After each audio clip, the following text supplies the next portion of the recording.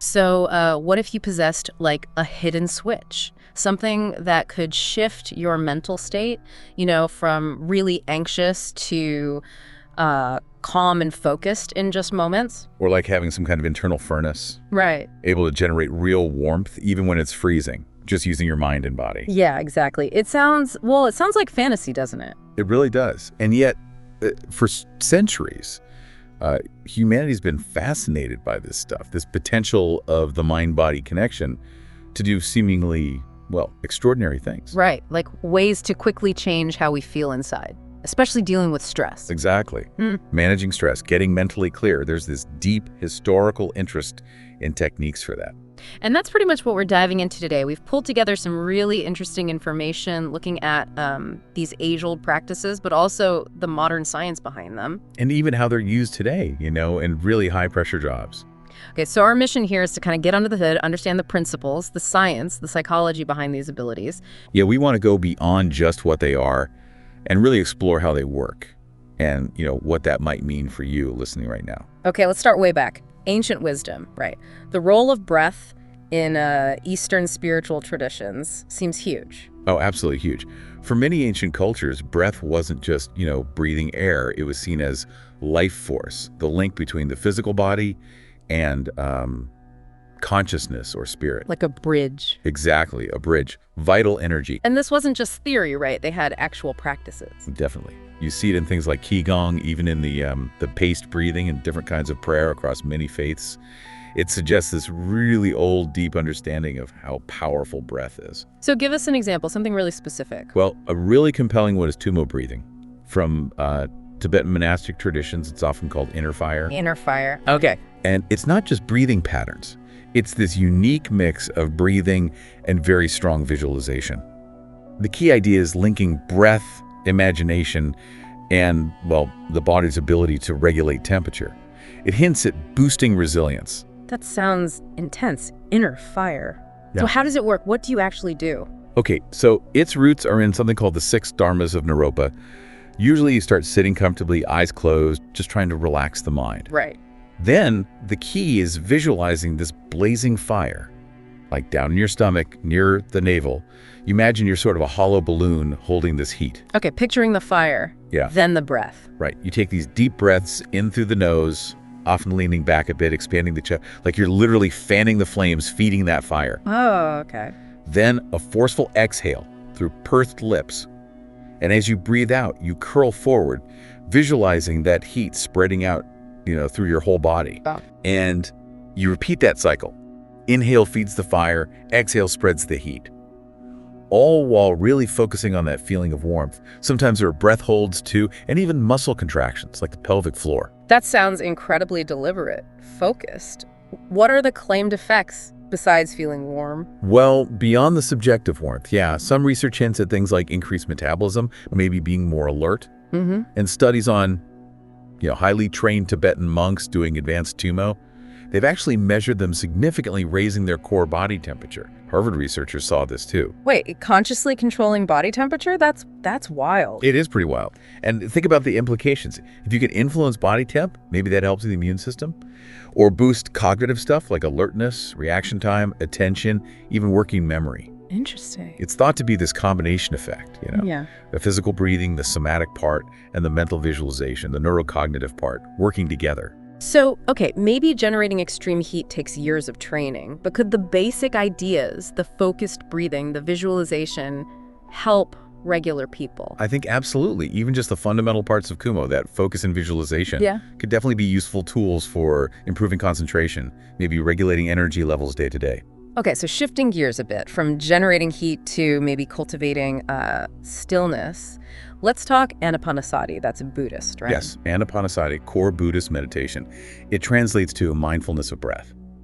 And unlike Tumo, the idea here, initially at least, is just to observe your natural breath, not control it. Just watch it. Exactly.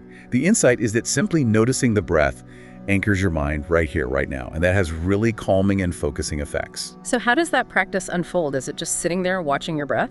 Well, the Anapanasati Sutta describes a kind of progression. You start simple. Notice if your breath is long or short. Just that. Then you gradually become aware of the breath sensations through your whole body. Eventually, that leads to the physical breathing itself calming down. Later stages in the commentaries talk about counting breaths, then dropping the counting, then focusing just on the feeling right at the nostrils as air comes in and out. And what are the benefits people report from this kind of mindful observation? Oh, quite a lot. It's well known for calming the body and mind. It's a great way to build focus and attention, which is basically mindfulness, right? Makes sense. And research backs this up. Studies suggest regular practice can improve concentration, boost memory, make it easier to switch between tasks. Plus, it seems effective for reducing stress, anxiety, even depressive symptoms. Some find it helps with sleep, too.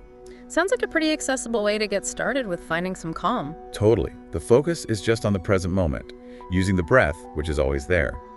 And like other mindfulness stuff, it seems to actually change the brain over time, neuroplasticity, like building a mental muscle for calm and focus.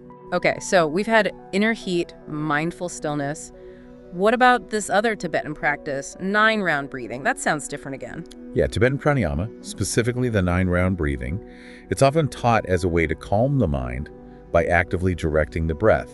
And traditionally, it's also said to help rebalance the brain hemispheres, or rather, balance the energies associated with them. Rebalance the brain. How does that work in practice? The basic beginner's version is pretty structured. Yeah. You inhale right nostril, exhale left, 3 times. Okay. Then switch, inhale left, exhale right, 3 times. Got it. Then finally, inhale through both nostrils, exhale through both, 3 times. 9 rounds total. Is there a mental part too, like visualization? Often, yeah. Like you might imagine breathing in bright, white, healing light through one side, and breathing out dark smoke like negativity through the other. People suggest it helps concentration, maybe overcoming mental blocks, boosting life force energy, prana, or chi. The modern take is less about literal hemispheres and more about regulating the nervous system overall through that alternate nostril pattern. It's really fascinating to see these ancient techniques and then see how simile ideas pop up in, really modern high-stress jobs. Absolutely. Using controlled breathing to handle stress and stay focused. It's definitely made its way into fields like the military, first responders. These modern methods, even if slightly adapted, they clearly build on that ancient understanding of breath's power. It's cool to see ancient wisdom refined for today's pressures. So let's look at some of those modern ones. Box breathing, 4-square breathing. That seems pretty well known. Yeah, box breathing is used a lot in tactical communities. The pattern's really simple. Breathe in slowly through the nose, count of 4. Hold your breath, count of 4. Breathe out slowly through the mouth, count of 4. Hold the breath out, count of 4. 4, 4, 4. Right. Okay. And why is that so effective when things get intense? It's like hitting a reset button. A quick way to cut through stress and get composed again. Focusing on the breath and the count calms down your autonomic nervous system, the body's accelerator and brake pedals. It sharpens mental clarity. It can even help reset the vagal nerve, which is key for that rest and digest response. So the benefits are? Calmer nervous system overall, better focus, more emotional control, gets more oxygen in your blood, can even lower cortisol, the stress hormone. Basically, it flips the switch towards the parasympathetic side, telling your brain you're safe. Really handy tool. Then there's tactical breathing or combat breathing. How's that different from box breathing? Is it just the name? It's a similar idea. Controlled breathing cycles, but the counts might vary a bit more than the strict 4-4-4-4. Maybe 4 in, 4 hold, 4 out, or sometimes a longer exhale like 4 in, 4 hold, 6 out, maybe a short hold. Yeah, okay. The main goal is the same though. Trigger that relaxation response quickly, right when you're under acute stress, so you can perform better. It might just be slightly more adaptable in count depending on the situation. It's all about diaphragmatic breathing, influencing heart rate, blood flow via the nervous system, managing the stress response, staying in control. And what about 4-7-8 breathing? That one sounds more geared towards winding down, maybe? Exactly. 4-7-8 is often called the relaxing breath. You inhale quietly through your nose for 4 counts, hold for 7 counts, then exhale completely, making a whoosh sound through your mouth for 8 counts. Longer exhale there. Right. It comes from yogic pranayama, and it's really popular for relaxation and helping people get to sleep. That long exhale is thought to be key for calming them. The mind gives you something to focus on, really activates the parasympathetic system, slows the heart rate, lowers blood pressure, preps you for rest. But used in the military too. Yeah, sometimes used just to help someone calm down quickly in a stressful moment, not necessarily for sleep. So good for emotional regulation, maybe helps heart health long-term, definitely reduces anxiety for many. It really is amazing how these variations on a theme controlling breath show up everywhere, from monasteries to military ops. It really highlights something fundamental. It does. And what's exciting now is that neuroscience is starting to show us how this works, how these practices actually affect the brain and body. Okay, so break down the science for us. What's happening under the surface? Well, the big link is between breathing and the autonomic nervous system, the part that runs background functions. Slow, deep breathing, that directly stimulates a parasympathetic branch, the rest and digest system. The brake pedal. Exactly. It counteracts the sympathetic fight or flight system, the accelerator. This sends a signal to your brain, hey, things are safe. And that leads to the physical effects: lower heart rate, lower blood pressure, less muscle tension, that feeling of calm. And the stress hormones, like cortisol. Yeah, that's another key piece. Studies consistently show that different breathing exercises can significantly lower cortisol levels.